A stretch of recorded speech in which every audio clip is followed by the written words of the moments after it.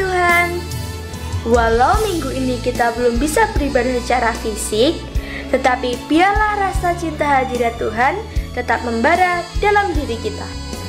Pastikan diri Anda sudah siap untuk mengikuti ibadah. Gunakan pakaian yang rapi dan sopan ya. Sekolah Minggu dan Kingdom Kids Club GBI Rembang masih diadakan secara online. Bapak Ibu Saudara bisa mengakses linknya di deskripsi video di bawah. Mari tetaplah tekun mengajarkan anak-anak firman Tuhan, supaya mereka terus bertumbuh dan kuat rohaninya di masa seperti ini. Informasi mengenai KUL dan yang lainnya bisa dilihat dan ditanyakan di Instagram GBI Rembang. Sekian informasi yang ada. Selamat beribadah, Tuhan Yesus memberkati. Dan kita berikan sorak-sorai kemuliaan bagi Tuhan Allah kita. Sorakan haleluya. Shalom saudara, selamat hari Minggu. Voice of Pentecost hari ini akan membahas mengenai prophetic preaching atau khotbah profetik. Khotbah profetik adalah khotbah yang disampaikan dalam hadirat, pengurapan, dan kuasa Roh Kudus agar kita dapat melakukan kehendak Tuhan di zaman now. Pada kondisi demikian, seorang pengkhotbah dapat menangkap pesan dan tuntunan khusus dari Tuhan melalui Roh Kudus untuk dilakukan pada saat tertentu. Dengan demikian, ada 3 unsur minimal yang harus dipenuhi dalam khotbah profetik. Pertama, hadirat, pengurapan, dan kuasa Roh Kudus. Khotbah profetik bukanlah khotbah asal-asalan tanpa arah, tujuan, dan dasar yang tidak jelas. Seorang hamba Tuhan yang berada dalam hadirat, pengurapan, dan kuasa Roh Kudus dimungkinkan untuk menangkap pesan profetik dari Tuhan untuk diperkatakan kepada umatnya. Seseorang yang mungkin bukan dari golongan Pentakosta dan tidak mempercayai bahwa karunia-karunia Roh Kudus masih ada di zaman sekarang ini, mungkin tidak sependapat dengan konsep khotbah profetik ini. Akan tetapi, hal itu tidak menjadi alasan seseorang untuk menghakimi bahwa praktek spiritualitas Pentakosta ini adalah hal yang salah dan tidak biblikal. Kedua, petunjuk atau arahan Tuhan. Di dalam Kisah Para Rasul 1 ayat 2, dikatakan bahwa sampai pada hari ia terangkat, sebelum itu ia telah memberi perintahnya oleh Roh Kudus kepada rasul-rasul yang dipilihnya. Ini merupakan gambaran bahwa insan Pentakosta juga dapat menerima perintah dan tuntunan Tuhan melalui Roh Kudus. Dalam ayat ini tidak dikatakan bahwa Tuhan Yesus memberi perintah kepada murid-murid melalui firman Tuhan yang tertulis, melainkan melalui Roh Kudus. Hal inilah yang mendasari bahwa pengkhotbah Pentakosta cenderung membawa dimensi yang baru ke dalam persiapan khotbah, yaitu dengan menafsirkan ayat demi ayat di dalam konteks Alkitab dan tuntunan Roh Kudus untuk pendengar di zaman now. Yang ketiga, kehendak Tuhan pada zaman now. Ciri khas dari khotbah profetik adalah bagaimana memaknai firman Tuhan yang tertulis menjadi tuntunan roh kepada jemaatnya di setiap zaman. Kita percaya firman Tuhan berlaku dan aplikatif dalam setiap kondisi dan situasi. Nah, hal ini membutuhkan kepekaan dalam mendengarkan suara Roh Kudus atas apa yang Tuhan sedang katakan. Sebagai contoh, di dalam 2 Samuel 5 ayat 17-25, Daud sedang berperang dengan orang Filistin. Sebelum Daud maju berperang, dia bertanya kepada Tuhan untuk strateginya. Dan Tuhan menjawab, majulah. Maka Daud maju dan memukul kalah di tahap pertama. Lalu beberapa ayat setelahnya, orang Filistin mau melawan lagi. Dan apa kata Tuhan? Sekarang kata Tuhan, bukan majulah, melainkan janganlah maju, tetapi buatlah gerakan lingkaran sampai ke belakang mereka. Inilah yang dikatakan orang Pentakosta ketika kita menekankan khotbah profetik yang mengikuti tuntunan roh. Kalau Daud tidak bertanya dan mendengarkan Tuhan pada serangan yang kedua, bisa jadi dia kalah karena berasumsi strategi Tuhan sama dengan yang pertama. Umat Tuhan di zaman now juga harus peka dan dengar-dengaran dengan suara roh. Apa yang menjadi tuntunannya hari demi hari dan minggu demi minggu. Sehubungan dengan pembahasan ketiga unsur khotbah profetik di atas, maka pesan Tuhan dalam khotbah profetik terkait menengking badai dan masuk dalam persembunyian bukanlah sebuah inkonsistensi maupun khotbah pelin-pelan yang membuat jemaat bingung, melainkan pesan Tuhan yang progresif terkait dengan apa yang menjadi kehendak Tuhan yang harus disampaikan kepada jemaat untuk dilakukan.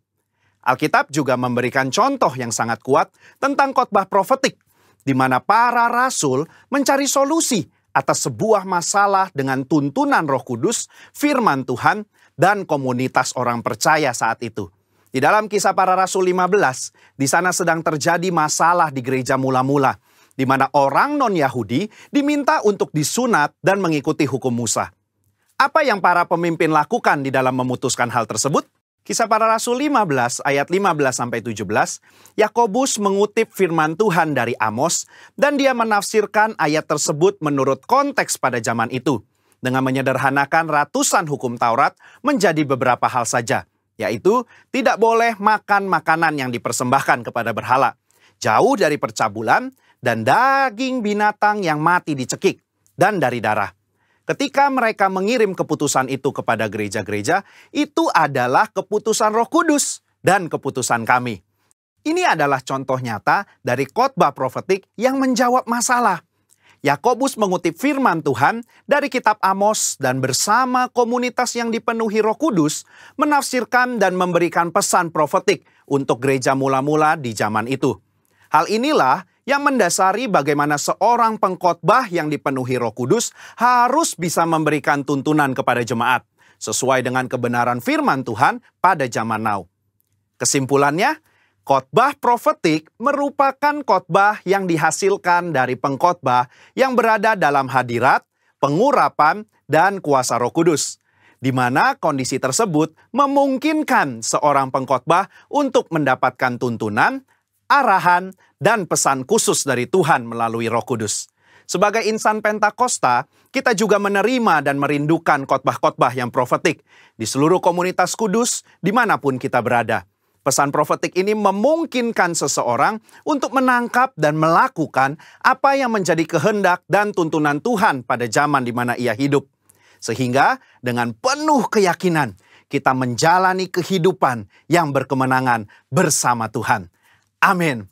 Saudara, untuk penjelasan lebih lengkapnya dari tim teologi kami, jangan lupa buka link yang ada di atas atau scan barcode yang tersedia. Tuhan Yesus memberkati.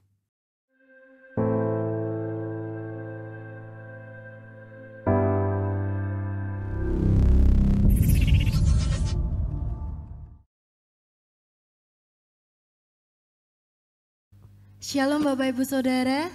Haleluya, kita mau bersyukur karena hari ini kita masih diberikan kesehatan, kekuatan yang dari Tuhan. Mau apapun keadaan kita hari ini, kita mau berkata Tuhan Yesus teramat dan sangat baik. Amin. Haleluya, mari kita mau tundukkan kepala kita, arahkan hati kita kepada Tuhan.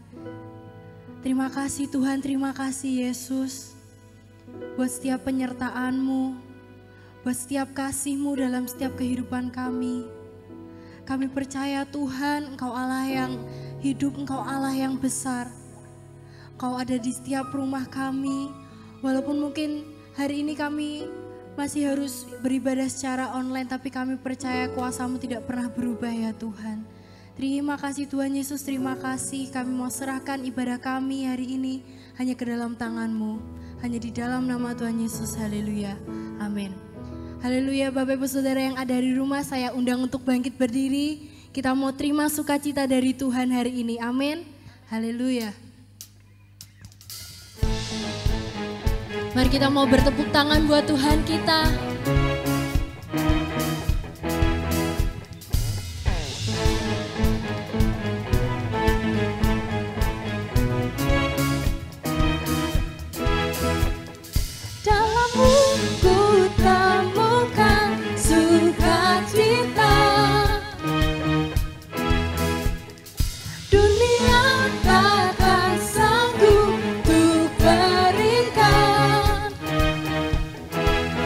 Segala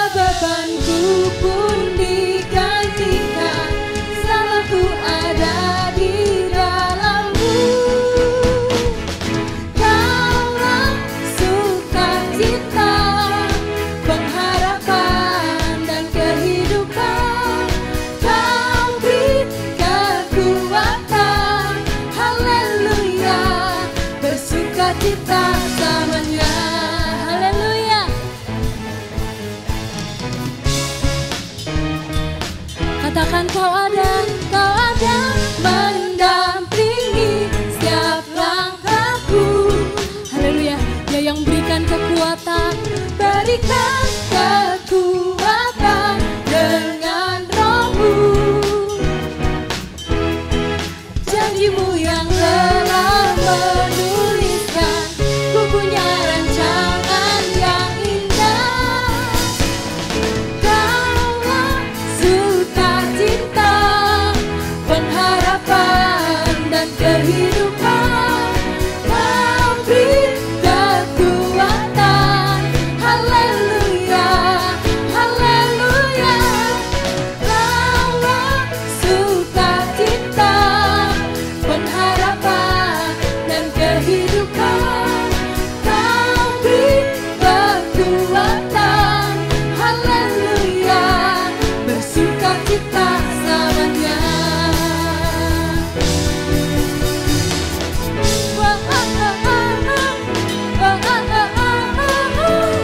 Haleluya. Serukan bro.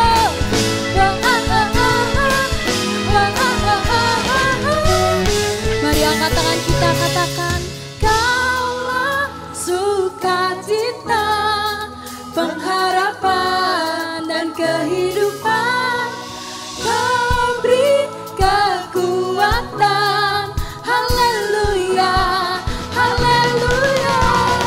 Kaulah sukacita, pengharapan dan kehidupan.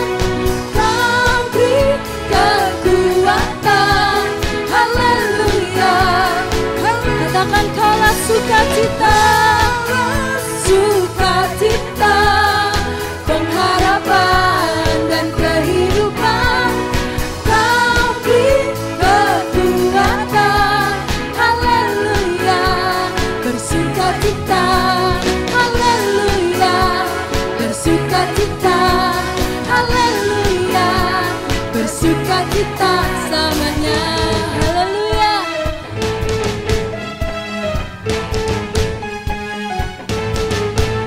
Haleluya, berikan kemuliaan buat Tuhan kita. Biarkan kuasa Tuhan tercurah buat setiap kita. Amin. Amin.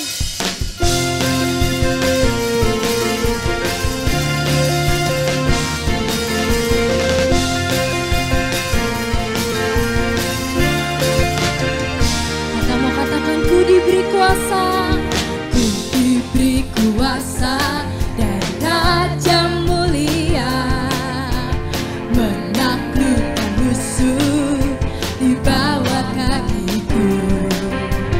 Ku pakai kuasa dari Raja mulia. Bila Allah ada bersamaku, siapa jadi lawanku? Sungguh besar Kau Tuhanku, Engkau perisai hidupku. Ku berdiri dengan iman, iman dalam Yesus Tuhan. Kau yang memberi kemenangan, ku bersorak merayakan. Terpujilah Engkau Raja, segala raja. Haleluya. Mari kita berikan kemuliaan buat Tuhan. Berikan tepuk tangan yang terbaik buat Tuhan. Mari katakan ku diberi kuasa, ku diberi kuasa dari Raja mulia. Kita mau kalahkan musuh, taklukkan musuh di bawah kakiku. Ku pakai kuasa dari Raja mulia. Bila Allah ada bersamaku, siapa jadi? Katakan bila Allah ada bersamaku, siapa jadi? Katakan sekali lagi, bila Allah ada bersamaku, siapa jadi lawanku? Sungguh besar Kau Tuhanku, Engkau perisai hidupku. Berdiri dengan iman, iman dalam Yesus Tuhan. Kau yang memberi kemenangan, ku bersorak merayakan. Terpujilah Engkau Raja, segala raja. Kita bertepuk tangan buat Tuhan. Dia Raja segala Raja, yang berikan kuasa buat setiap kita. Haleluya.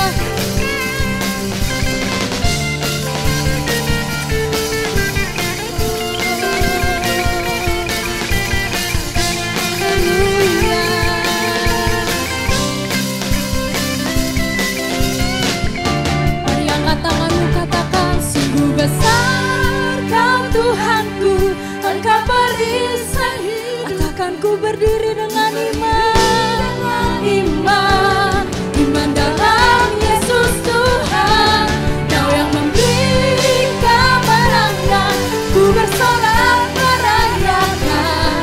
Terpujilah Engkau Raja segala Raja. Sungguh besar Kau Tuhanku, Engkau perisai hidupku. Ku berdiri dengan iman dalam Yesus Tuhan. Kau yang memberi kemenangan, ku bersorak merayakan. Terpujilah Engkau Raja segala Raja. Terpujilah Engkau Raja segala Raja. Terpujilah Engkau Raja segala Raja. Engkau Raja atas segala Raja. Haleluya. Haleluya, berikan kemuliaan yang paling dahsyat buat Allah kita. Haleluya.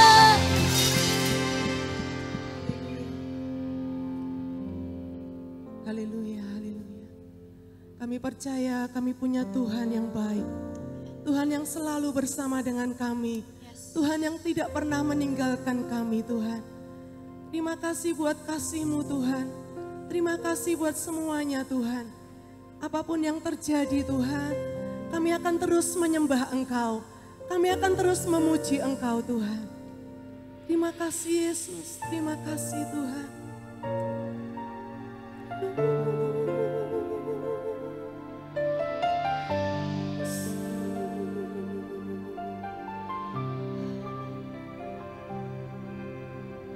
Kau melukis wajahku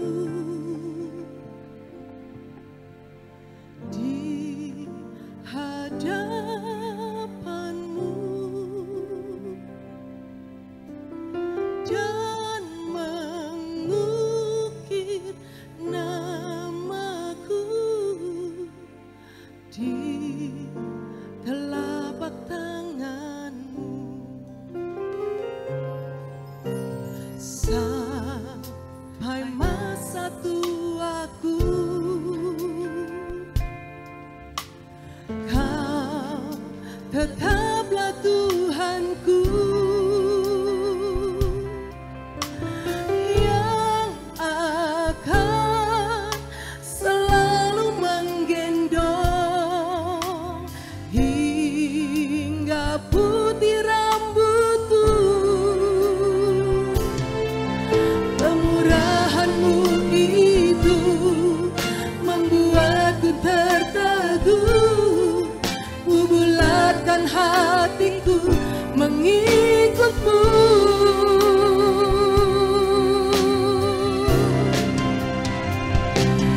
Ku angkat tanganku, Yesus, memuji perbuatan-Mu. Sungguh tiada terukur kasih setia-Mu. Dalam naungan sayap-Mu, ku mau terus menyembah-Mu. Kasih-Mu terukir di lubuk hatiku. Terima kasih, Yesus. Sampai masa tuaku, Kau tetap Tuhan kami. Kau tetaplah Tuhanku,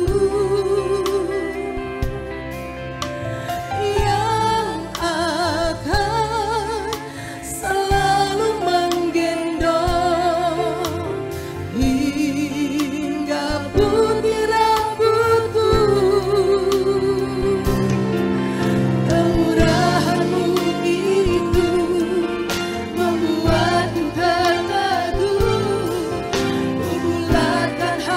hatiku mengikutmu.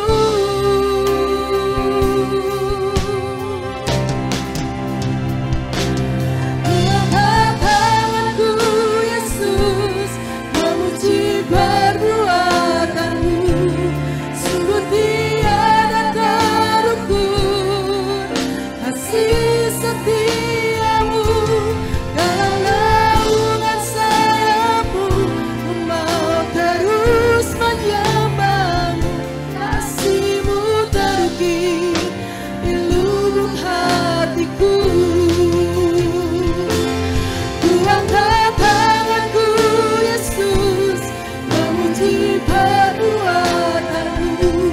Sungguh tiada terukur kasih setiamu.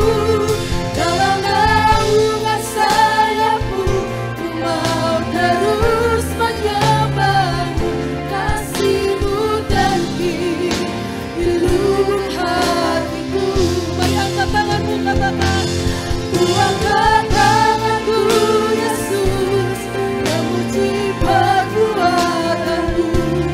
Sungguh tiada terukur kasih setiamu. Dalam naungan sayapmu, ku mau terus menyembahmu. Kasihmu terukir di lubuk hatiku.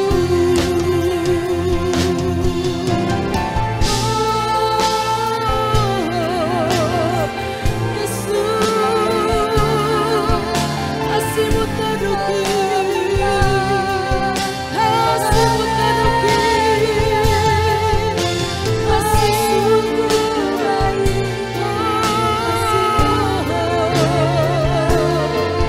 Ya Tuhan yang setia, Tuhan, Allah yang setia, Engkau pernah meninggalkan kami. Haleluya, kami puji namamu, kami sanjung Engkau, Yesus Tuhan, Yesus Tuhan. Dengarkan suara kami, kami puji Engkau Tuhan, kami sembah selama hidup kami. Selamanya kami sembah Engkau, apapun yang terjadi Tuhan, kami sembah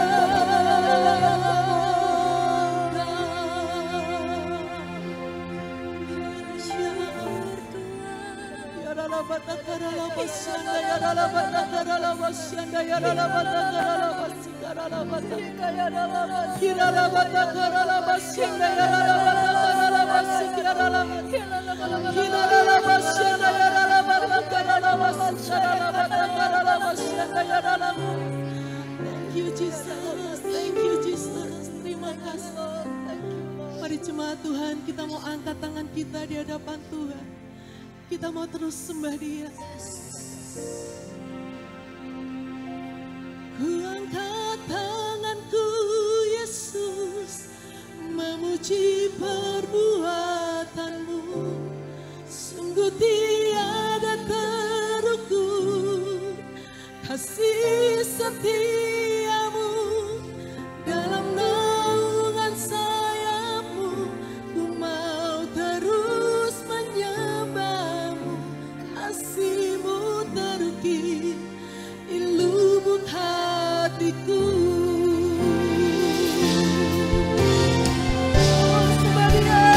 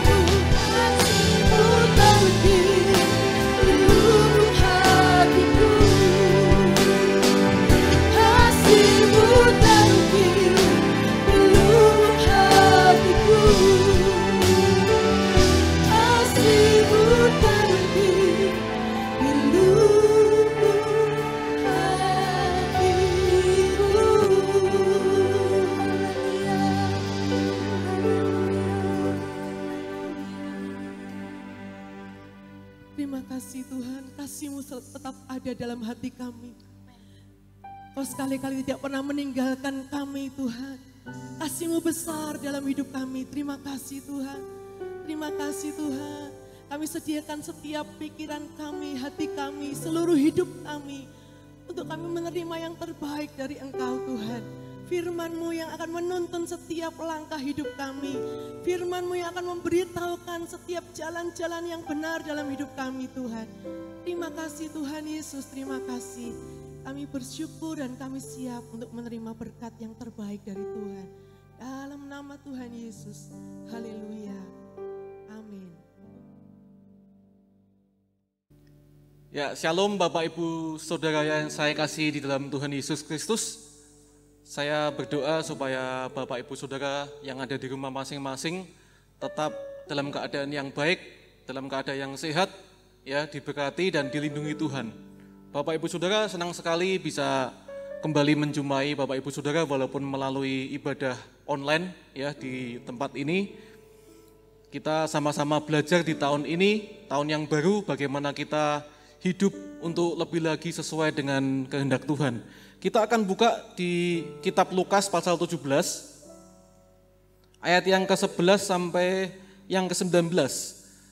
Judulnya adalah ke-10 orang kusta. Saya akan membacakan bagi Bapak Ibu Saudara yang ada di rumah, kita membaca bersama-sama. Ayat yang ke-11, dalam perjalanannya ke Yerusalem, Yesus menyusur perbatasan Samaria dan Galilea. Ketika ia memasuki suatu desa, datanglah 10 orang kusta menemui dia. Mereka tinggal berdiri agak jauh, 13, dan berteriak, Yesus, Guru, kasihanilah kami. Lalu ia memandang mereka dan berkata, pergilah, perlihatkanlah dirimu kepada imam-imam. Dan sementara mereka di tengah jalan, mereka menjadi tahir. 15, seorang dari mereka ketika melihat bahwa ia telah sembuh, kembali sambil memuliakan Allah dengan suara nyaring. Lalu tersungkur di depan kaki Yesus dan mengucap syukur kepadanya. Orang itu adalah seorang Samaria. Lalu Yesus berkata, bukankah ke-10 orang tadi semuanya telah menjadi tahir? Di manakah yang 9 orang itu? 18, tidak adakah di antara mereka yang kembali untuk memuliakan Allah selain daripada orang asing ini? Lalu ia berkata kepada orang itu, berdirilah dan pergilah, imanmu telah menyelamatkan engkau. Bapak Ibu Saudara, untuk mengawali tahun ini kita perlu belajar satu hal yang mungkin seringkali kita sudah tahu tapi kita lupa, ya, yaitu berterima kasih atau mengucap syukur Bapak Ibu Saudara. Sebelum saya lanjut, Saudara, kisah ini terjadi pada zaman Tuhan Yesus, di mana pada waktu itu ada 10 orang kusta, ya, 10 orang kusta yang dilalui oleh Tuhan Yesus, dan ke-10-10-nya itu memohon kesembuhan dan mereka disembuhkan oleh Tuhan Yesus. Saudara, tetapi yang menarik adalah hanya 1 orang yang kembali, Saudara. Yang 9 tidak kembali untuk sekedar bilang kamsia atau terima kasih kepada Tuhan Yesus, Saudara. Hanya 1 orang saja yang kembali, dan orang itu bukan orang Yahudi, tapi orang Samaria. Saudara, saya mau menjelaskan sedikit sebelum saya lanjut, ya, bahwa orang Samaria itu pada masa itu adalah orang yang kurang baik hubungannya dengan orang Yahudi, bahkan tidak baik, Saudara. Karena orang Samaria ini sebenarnya juga keturunan bangsa Israel, orang Yahudi, tapi karena terjadi kawin campur dengan bangsa-bangsa asing, mereka dianggap bukan murni, Saudara. Dan mereka dimusuhi, dihindari, Saudara. Dianggap tidak layak menjadi bagian dari orang Yahudi. Saudara, orang Samaria ini, Saudara, juga termasuk daripada 10 orang kusta itu. Sudah Samaria, kusta lagi, Saudara. Saudara, orang kusta pada zaman itu adalah orang yang dianggap najis, ya, tidak layak untuk berkumpul dengan orang-orang yang normal. Makanya mereka punya syarat, kalau sudah sembuh, Saudara, mereka harus pergi kepada imam dulu untuk membuktikan kesembuhannya. Imam akan ngecek dan melihat kalau sudah sembuh, barulah mereka boleh dilepas, ya, untuk kembali ke masyarakat. Saudara, dari kisah ini kita belajar bahwa seharusnya ke-10-10-nya itu sama-sama mengalami pertolongan Tuhan, mujizat Tuhan, berkat Tuhan, Saudara. Tapi kenapa hanya 1 orang yang kembali kepada Tuhan Yesus? Bahkan orang itu orang asing, orang yang tidak dianggap, orang yang notabene musuh orang Yahudi. Tapi yang orang Yahudi lain 9 orang itu tidak kembali, Saudara, untuk mengucap terima kasih. Seringkali kita, ya, dalam kehidupan kita ada dua kata-kata yang mungkin susah kita ucapkan atau lupa kita ucapkan, yaitu maaf dan terima kasih, saudara. Kalau maaf mungkin seringkali kita kepepet, ya udahlah minta maaf terpaksa, kalau nggak minta maaf nanti nggak enak semua hubungannya, perasaannya ngefek gitu, saudara ya. Nggak baik. Tapi kalau terima kasih, seringkali kita kalau nggak mengucapkan terima kasih itu tidak masalah. Tidak ada sesuatu yang terjadi yang menimpa kita. Hari ini kita belajar, apapun yang terjadi, sekecil apapun berkat pertolongan yang kita terima, kita belajar untuk berterima kasih, terutama kepada Tuhan. Amin Bapak Ibu Saudara. Kita akan belajar lebih lanjut, saudara. Tuhan Yesus mau kita belajar berterima kasih, mengucap syukur seperti satu orang kusta itu yang kembali, yaitu orang Samaria itu, saudara. Jangan lupa hari ini, sudah kita mengucap syukur hari ini, sudah kita berterima kasih buat pertolongan Tuhan di tahun kemarin sampai di tahun ini juga, saudara. Dan saya mau bahas lebih lanjut, ya.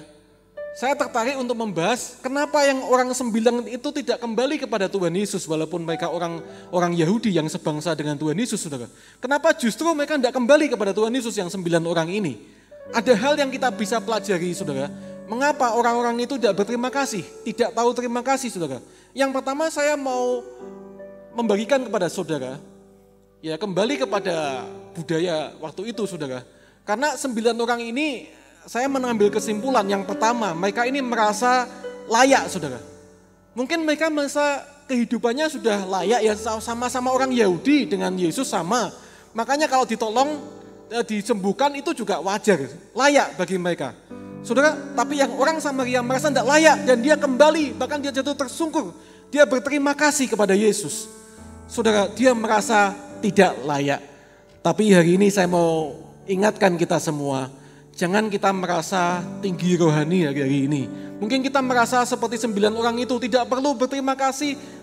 Sudah memang kita layak ditolong Tuhan, kita anak Tuhan, saudara. Saya mau katakan, ayo kita belajar seperti orang Samaria itu. Kita belajar hidup di dalam kasih karunia, saudara. Karena kita orang Kristen sebenarnya pengikut Yesus, kita tidak layak sebenarnya untuk diangkat oleh Tuhan, untuk ditolong Tuhan. Kita ini orang berdosa, saudara. Tapi firman Tuhan bilang kita dilayakkan. Ya saudara, kita dilayakkan bukan kita layak. Hari ini kita belajar jangan jadi orang yang tinggi rohani, selalu merasa rendah, saudara, seperti orang Samaria sampai jatuh tersungkur. Berterima kasih karena dia benar-benar menghargai namanya kasih karunia Tuhan yang terjadi di dalam hidupnya. Tidak layak disembuhkan karena musuh orang Yahudi, saudara, orang kusta, tapi dia disembuhkan. Dia sangat menghargai kesembuhan itu, dia berterima kasih, saudara. Tuhan Yesus pernah bilang, barang siapa yang sedikit diampuni, sedikit juga dia berbuat kasih. Artinya, saudara, kalau orang merasa dosanya hanya kecil, ya dia juga akan sedikit untuk merasa menghargai kasih karunia, saudara. Kalau orang sudah merasa hidupnya layak bagi Tuhan, dia akan cenderung untuk susah untuk berterima kasih, untuk menghargai kasih karunia Tuhan. Ayo kita belajar bersyukur apapun keadaan kita hari ini.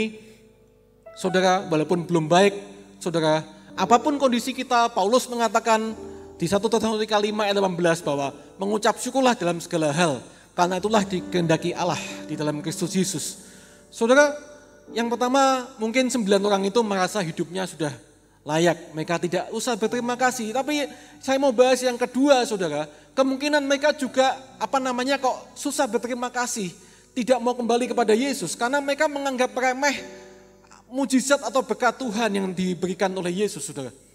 Mereka menganggap itu hal yang kecil, yang biasa-biasa aja.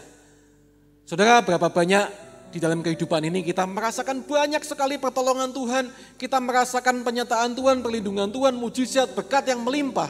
Tapi seringkali karena kita terlalu sering dan kita lupa untuk mengucap syukur untuk hal-hal kecil.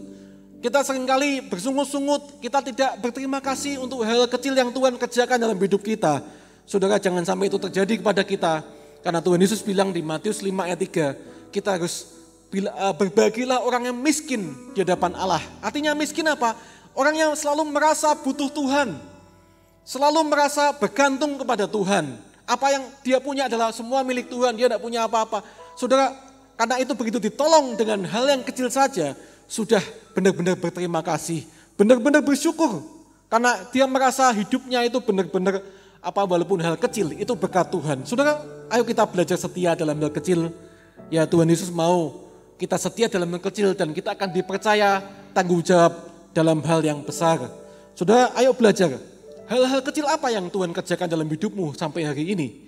Semua harus dianggap itu hal yang sangat berarti dalam hidup kita. Karena semoga kita bisa berterima kasih buat setiap hal kecil yang Tuhan percayakan dalam hidup kita. Saudara, saya mau bersaksi sedikit aja, cerita sedikit dari pekerjaan saya. Di masa pandemi ini kita semua terdampak, saudara ya. Saudara, banyak sekali pelanggan-pelanggan saya, perusahaan besar, kantor-kantor dinas, dan yang saya andalkan selama ini tiba-tiba menurun semua omsetnya, dan akibatnya saya juga ikut menurun pendapatan saya, saudara. Tapi saya cukup bersyukur satu hal, kenapa? Karena Tuhan masih percayakan pelanggan-pelanggan yang kecil-kecil dalam pekerjaan saya, saudara. Pelanggan-pelanggan yang dulunya saya pandang mungkin tidak begitu prospek atau potensi, yaitu siapa saudara? UKM, UMKM yang penjual-penjual makanan kecil-kecil itu, saudara ya. Tapi hari-hari ini saudara, justru mereka lah yang menopang, ya mereka lah yang menyumbang omset yang lebih dari dalam pekerjaan saya, saudara. Karena mereka tidak seperti perusahaan besar yang banyak PHK, banyak mengurangi produksi, tapi mereka tetap berproduksi, tetap berjalan. Hal-hal kecil yang dulunya saya tidak bisa lihat, saudara. Tapi Tuhan buktikan bahwa ternyata hal kecil itu benar-benar mendatangkan sesuatu yang besar, saudara. Kalau kita bisa dipercaya dalam hal kecil, kita akan dipercaya Tuhan dalam hal besar. Saudara, karena itu sekali lagi, ayo kita anggap semua hal itu penting, semua hal itu berarti, semua hal itu besar dalam hidup kita. Dalam hal pelayanan, saudara, kalau hari ini engkau dipercaya di gereja pelayanan terima tamu, pelayanan pendoa, pelayanan sekolah minggu yang mungkin orang tidak begitu lihat seperti pelayanan mimbar.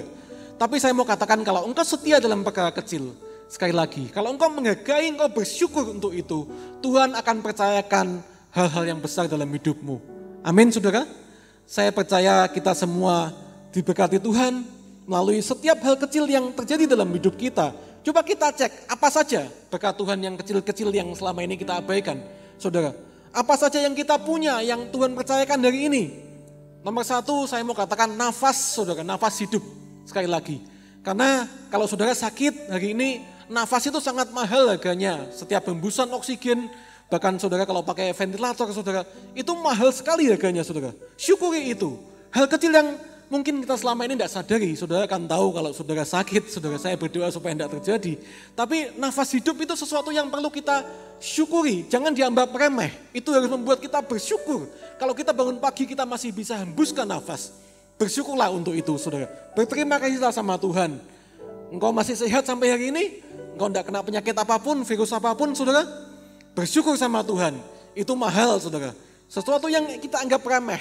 Tapi sebenarnya kalau kita mau ingat baik-baik, kita mau sadar baik-baik, harusnya membuat kita bersyukur, terima kasih kepada Tuhan, saudara. Ada banyak orang yang tergeletak di rumah sakit, bahkan sampai meninggal. Tapi kalau hari ini engkau di rumah sehat-sehat saja, mengucap syukurlah. Jangan anggap remeh, seperti 9 orang kusta itu yang tidak kembali untuk mengucap syukur kepada Tuhan. Saudara, yang terakhir saya mau bagikan begini, saudara. Mengapa 9 orang itu tidak kembali seperti 1 orang Samaria itu, saudara? Maka mereka tidak kembali. Karena begini, saudara, ini yang mau saya bagikan sebagai inti khotbah pada hari ini, saudara. Bahwa ternyata mereka ini hanya mencari berkat Tuhan saja. Hanya mencari pertolongan Tuhan, hanya mencari mujizat, tapi tidak mau mencari pribadinya Tuhan atau wajah Tuhan. Mereka hanya cari tangan Tuhan, pertolongan Tuhan, tapi begitu ditolong mereka tidak cari atau kembali kepada pribadinya Tuhan sebagai sang pemberi berkat. Saudara, 9 orang kusta gagal memahami ini bahwa tujuan mujizat atau berkat dalam hidup kita sebenarnya satu, saudara.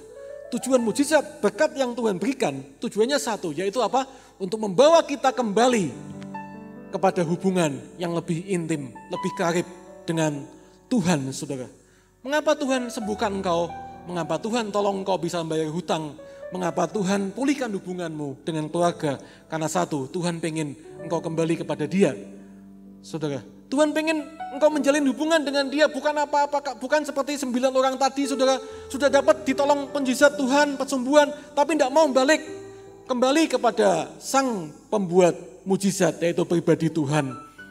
Saudara, bangsa Israel juga gagal memahami ini di padang gurun selama 40 tahun. Mereka hanya cari tangan Tuhan, pertolongan Tuhan, berkat Tuhan, perlindungan Tuhan.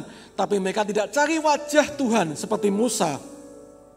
Mereka egois, jadi orang Kristen jangan egois saudara ya. Hanya untuk kepentingan sendiri, hanya pas butuh mereka nyari Tuhan. Tuhan tolong, tapi giliran ditolong. Mereka lupa dan mereka kembali kepada kepentingan sendiri, tidak fokus kembali kepada Tuhan. Satu orang kusta yaitu orang Samaria kembali kepada Tuhan. Dan Tuhan bilang apa? Pergilah, imanmu telah menyelamatkan engkau. Saudara, sebenarnya Tuhan rindu kita kembali kepadanya. Kalau kita mau kembali kepada Tuhan, saudara, kita mau bersyukur, berterima kasih. Tuhan senang, Tuhan berkenan, saudara. Karena dia yang dia rindukan itu hubungan intim dengan kita. Bukan yang lain, saudara. Kalau dia mau tolong gampang, tapi Tuhan bukan seperti Sinterklas, saudara. Yang hanya kasih kado kemudian pergi tinggalkan tanpa hubungan apa-apa. Saudara, Tuhan pengen menolong saudara, Tuhan pengen menjalin hubungan lebih lanjut kepada saudara seumur hidup saudara. Saudara, kita seringkali lupa ya, kita kejar sesuatu begitu rupa, kita kejar kesembuhan, kita kejar berkat Tuhan, kita kejar harta, kita kejar semua yang kita anggap itu berharga. Tapi seringkali kita ini kehilangan hal yang paling berharga dalam hidup kita. Saudara, apa itu yang paling berharga? Yaitu hubungan dengan Tuhan.